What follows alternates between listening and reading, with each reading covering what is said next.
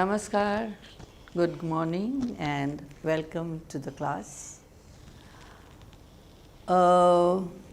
As you understand, the dance has always played through the history, a pivotal role in keeping our traditions, cultures alive.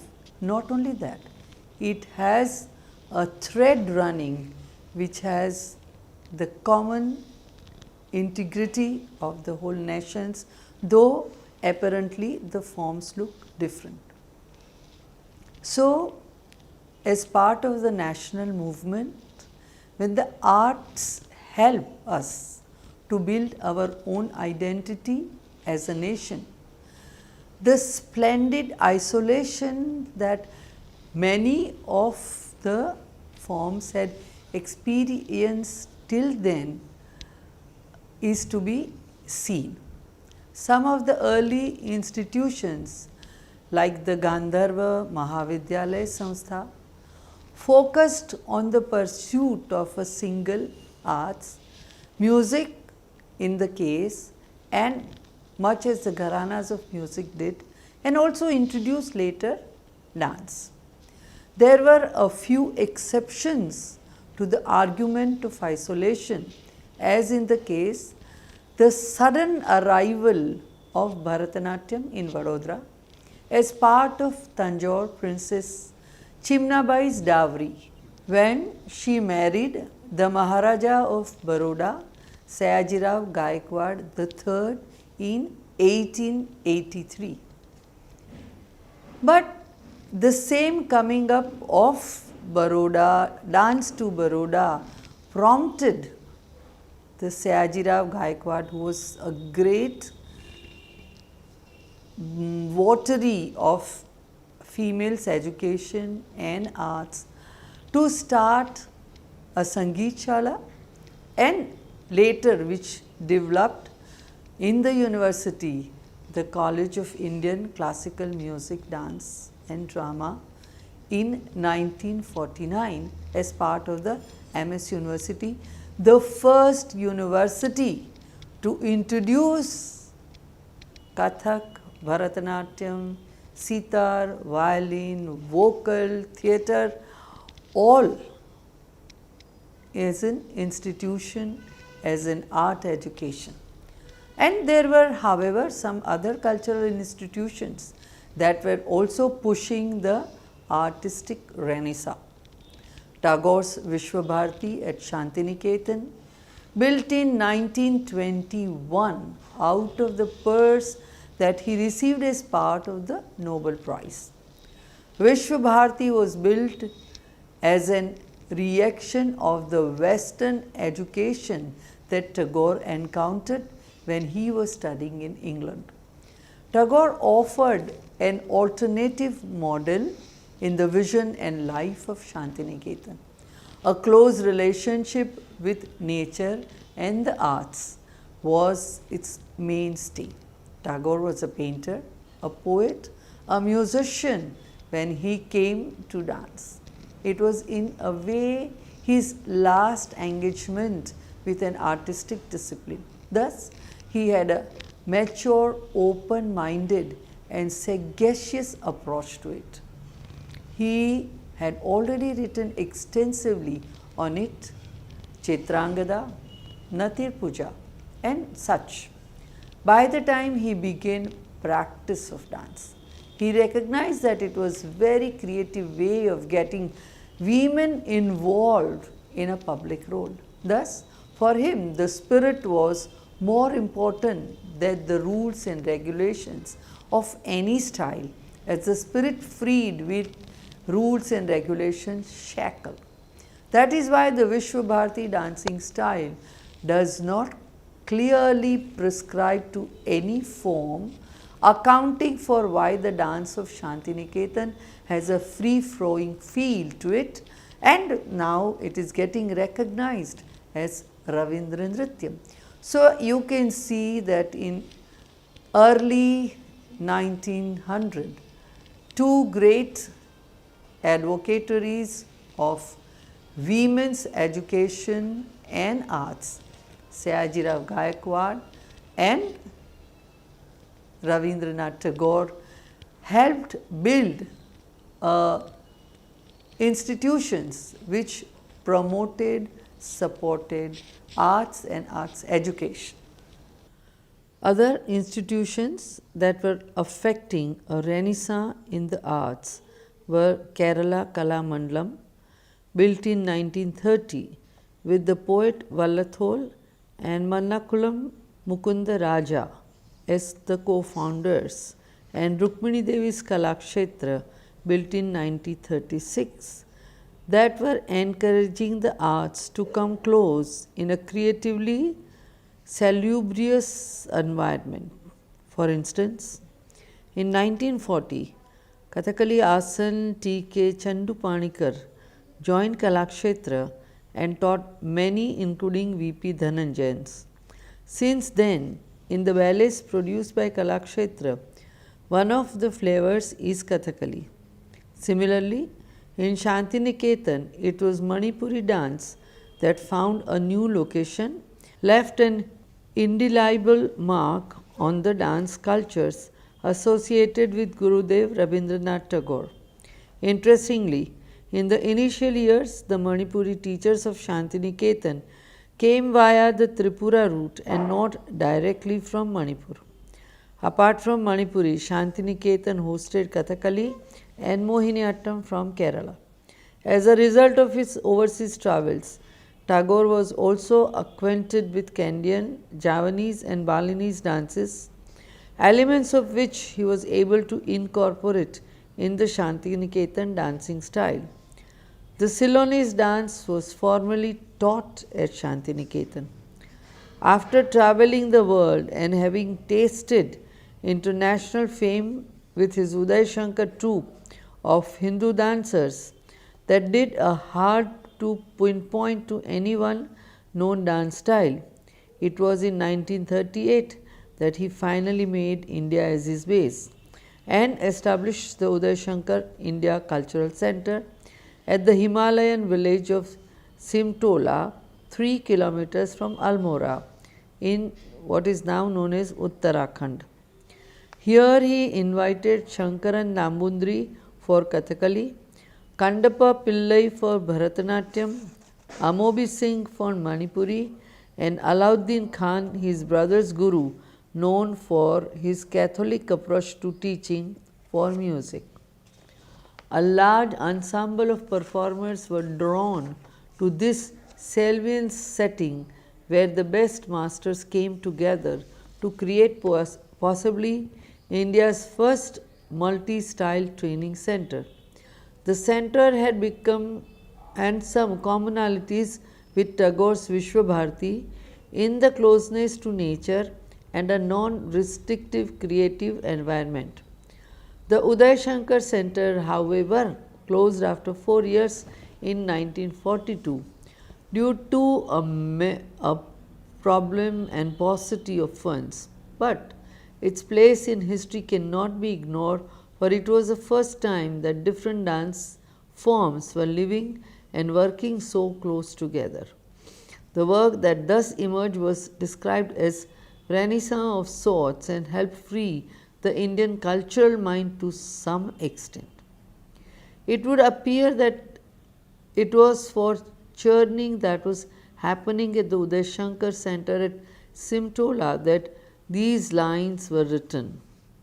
Where knowledge is free, where the world has not been broken into fragments by narrow domestic walls, where words come out from the depth of truth, where tireless striving stretches its arm towards perfection, where the clear stream of reason has not lost its way, into the dreary desert send of dead habit, where the mind is led forward by thee into the ever widening thought and action.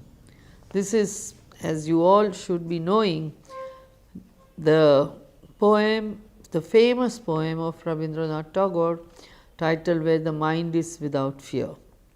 So liberating was the environment in Simtola that despite the heartbreak of having to leave it in 1948, Uday Shankar made his magnum opus film Kalpana at Chennai's Gemini studio, using a dance language that was unique and which may be described as reflective of India, as it captured the diversity of many dance forms in a creative manner.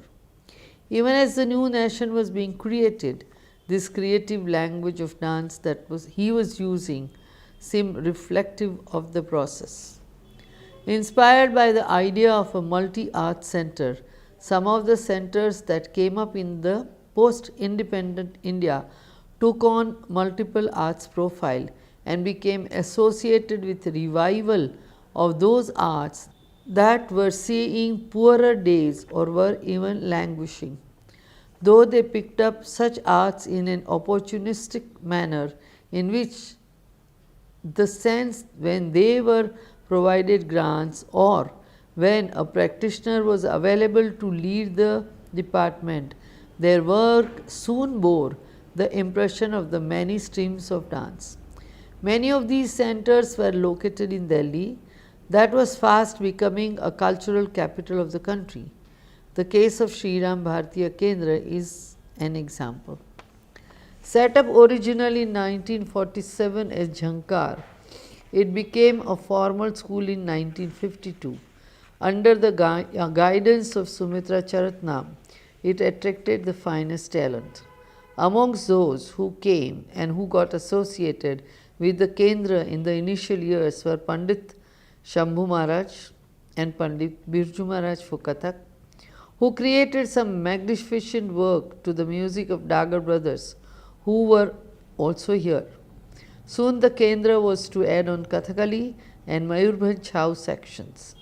The Kendra takes on the credit for uplifting Kathak when it was going through a bad phase before the Kathak Kendra was established by the government of India.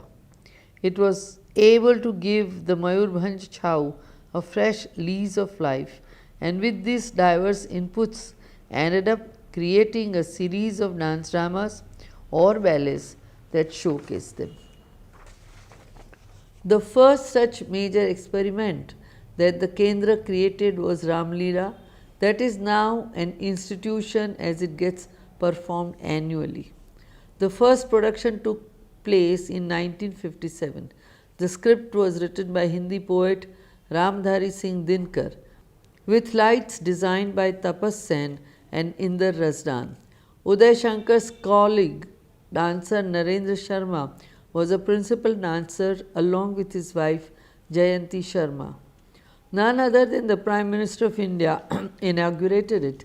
Subsequent to the success of Ramleela, SBKK created a whole range of memorable ballets using the language of Mayurbhanj Chhau in a creative manner.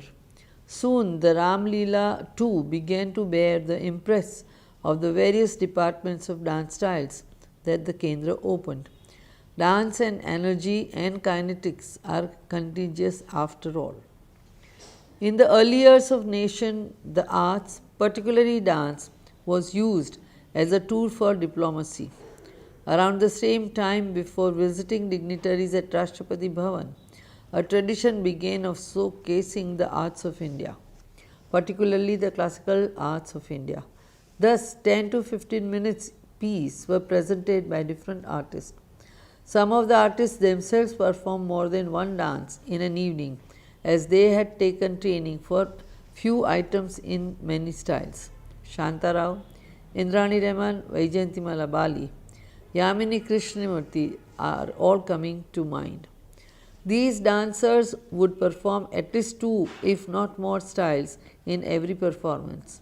Indrani would dance Bharatanatyam for the first time and then Odissi for the second. Shantara would do Kathakali and then Mohiniyattam. Yamini Krishna learned Bharatanatyam, Odissi and Kuchipudi. These pioneers of dance did yeoman service to popularize the many dance forms of India when a very few modern educated women were dancing publicly. Slowly, the critical mass of dancers, dance forms and dance repertoire grew enough to create a robust dance scene in India that was aware of the many dance forms that existed and that had begun valorizing dance in a big change from the days that saw it suffering a stigma. The annual Republic Day parade showcases India's defense capabilities and cultural and social heritage.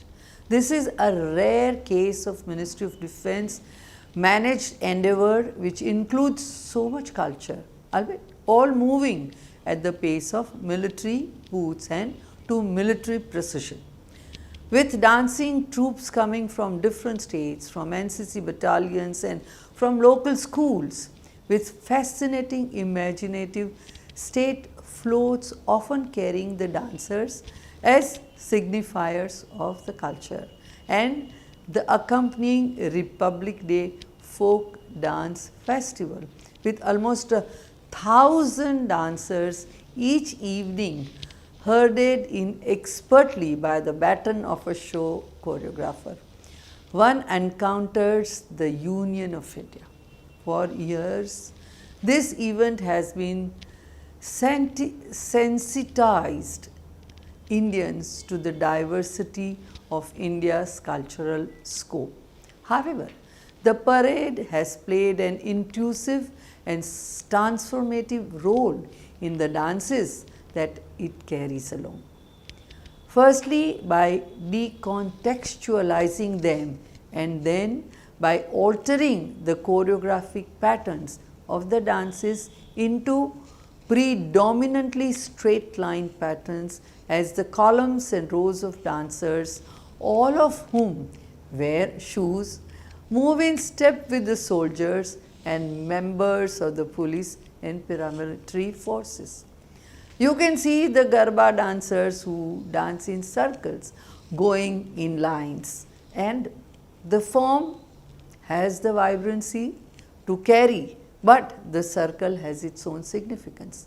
Still, the sheer opulence of the colors, costumes, dance movements, songs, and the joy that the dancers and dances all lined up one after another makes our chest swell up with pride. This is truly unity in diversity in play. With the Asian Games of 1982, India developed a culture of presenting herself as ground spectacle built around almost industry size troops of dancers. The first such experiment was contained in the opening ceremony of the Asian Games. Classical dance was dismissed immediately as unsuitable. Instead, 7,000 folk dancers, for whom an entire township with its own postmodern office and police stations was set up, had to grip the attention of 75,000 people in a football field 10,000 square meter. The smaller segments from each state were choreographed separately, each one distinct in its formation, music and concept. None other than Birju Maharaj choreographed Uttar Pradesh's folk dance around the theme of Holi. Like a patchwork quilt, the whole was woven from the parts into a seamless spectacle in Delhi by Narendra Sharma, who had been trained in choreography at the Uday Shankar Center at Almora and then at Russia, a country known for the ease with which it conceives and hosts extravaganzas. Interestingly, it needed the might of the army to put into place and make it move smoothly, without egos coming into the way, and precisely so that there was no embarrassing gaps on field as the eyes of the world were focused on India. By the time of the Commonwealth Games 2010, the doubt that classical dance could not be made the grade for such a spectacle had long gone, and so a segment called the Tree of Knowledge incorporate classical dance. Kathak Guru Birju Maharaj, Manipuri Gurus Rajkumar Singhjit Singh and his wife Charu Sija Singh, Bharatnatyam Guru Saroja Vaidyanathn, Odissi Guru Sonal Mansingh, Mohiniyattam, Guru Bharati Shivaji, Kuchipudi, Guru Raja and Radha Reddy used as many as 480 dancers to bring alive India's Guru Sishya Parampara on stage through classical dance recitals, which also depicted the 4 different seasons of India. The idea was further reinforced by the use of technology as the aerostat, the largest ever helium balloon built for such an event, formed the leaves of the Bodhi tree, while large stripes elevated from the ground made of silk and bamboo fiber formed the tree trunk. A strange fusion of multiple dances came to the fore as India became MICE destination. MICE stands for meetings, incentives, conferences and events. This aspect of bringing many classical dances on the same stage with the goal of drawing eyeballs and a wow reaction is the work of the Ministry of Tourism and its Incredible India campaign. What could be more incredible images of gorgeous splendors of India than a host of bejeweled and bedecked dancers representing among them the 8 classical dance styles of India, configuring in elegant patterns and status poses on one such shared stage. Possibly the original inspiration came from the Mile Sur Mera Tumhara, a multilingual song video promoting national integration by featuring the most important India's musicians. It was telecast for the first time on the Independence Day, 15th August 1988, as soon as the telecast of the Prime Minister's speech from the Red Fort concluded. It was available only on Doordarshan and had a large impact as Doordarshan was then the only channel available in India. It quickly captivated India, gaining and maintaining near anthem, national anthem status. In the same vein, the mark of the 50th year of independence of India in 1997, A.R. Rahman came out with an album called Vande Mataram, which had the title song sung by him. It is the largest selling Indian non-film album to date. It had a profoundly positive and unifying impact on the nationalistic and patriotic mood of the country. The videos that Bharatbala Productions made on them featured maestros like Guru Kelucharan Mahapatra and young dancers like Kathak dancer the Veronique Azan, who is a French, along with folk dancers. These vignettes were telecast repeatedly on TV and had a powerful impact. They came across as continuing ripple of the music video, achieving much and the same end by kindling a feeling of patriotism and nationalism. One of the earliest examples of this kind of spectacular coming together on stage is the small work called Tridhara, that originally had Veronique Azan doing Kathak, Rama Vaidyanathan doing Bharatanatyam and Kavita Dwivedi doing Odissi. The 3 dancers choreographed it together. Tridhara turned out to be enduring despite many changes in dancers over the last 25 years. Today, only one, Kavita, still remains from the original trio. This way of showing the splendid richness of Indian dance traditions become such a hit that many large, grander and glorious variants of it are in existence, choreographed by different dancers around different themes, but so to the theme and purpose, that of creating a spectacle unique to India. Example of such works include Vande Mataram, first choreographed in 2008 by Pratibha Prahlad, which opened the Festival of India in Manila earlier this year and included 8 classical dance styles as well as the martial arts of Chow. Another such work is Charishnu, choreographed by Leela Sampson in 2008, the Ministry of Tourism on the occasion of the opening of this office in China. Charishnu included ensemble drawn from 5 classical dances of India, the martial art of Thang Ta, an array of drummers, taking the total number to 60 performers. For any such effort, it becomes important to know each other forms, to know many forms and to be respectful to all. Saptakam was recently choreographed by the doyen of Kathak and choreography Kumudini Lakhya for the Sangeet Natak Academy's group of 7 dance forms that went to China in 2014 on the occasion of the 60th anniversary of Panchasheel, which coincided with the year-long Glimpses of India Harvest, a cultural extravaganza organized by the Embassy of India to mark 214 as the year of India-China friendly exchange. Thus, the Ministry of Tourism and the Ministry of External Affairs gave a small and different agenda to dance. This new agenda ascribes to dance is an example of how inter-ministry collaborations work.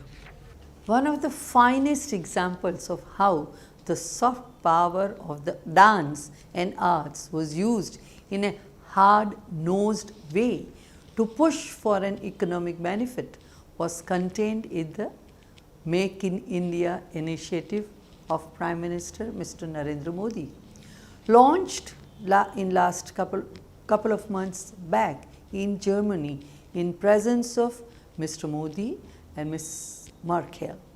The incredibly colorful spectacle of dance and exuberance which opened the Prime Minister Narendra Modi's speech at Hannover Messe, the world's biggest industrial fair, was created by dancer and choreographer Mayuri Upadhyay and her sister Madhuri Upadhyay.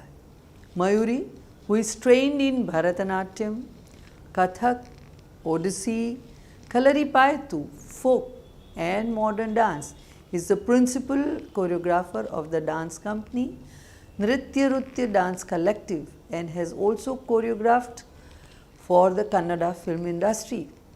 He has thus made her Bollywood debut. She is also a judge on the Dancing with Stars 2, a reality dance show. Under her baton, 94 dancers got to perform together a suite of 14 different acts along with multimedia inputs, all worked out within a period of 30 days. Initial work was done independently by each group with virtual supervision, making best use of modern technology. The choreography interpreted the theme of the Prime Minister, Make in India. It encompassed the spirit of young, progressive India and simultaneously brought out the heritage of India through a contemporary field. It incorporated a diverse range of tangible, intangible, and live elements of the culture of this country. It began with yoga to soothing music, introduced 8 classical dance forms, puppetry, martial arts, and linked them to the form of Rangoli designs. Even the ritualistic practice of the Ganga Aarti at the banks of Banaras with the chanting of mantra was included as an example of living culture. This spectacular optic had a breath-stopping moment with the appearance of 3D tiger depicting the technological advancement of the country and bringing in a sense of grandeur. This is, when you see the opening of major events like the Asian Games and so on and so forth, the power of dance, the cultural unity that dance styles project is brought out so easily and so beautifully by the choreographers. Thank you.